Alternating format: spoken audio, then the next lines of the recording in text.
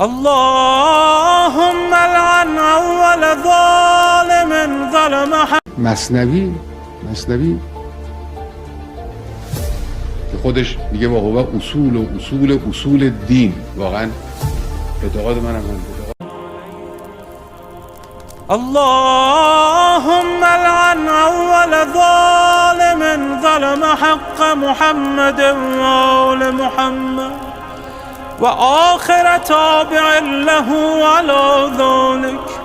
اللهم لعن العصابة التي جاهدت الحسين وشايعت وبايعت وتابعت على قتله.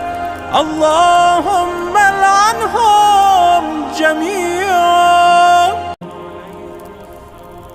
اللهم لعن اول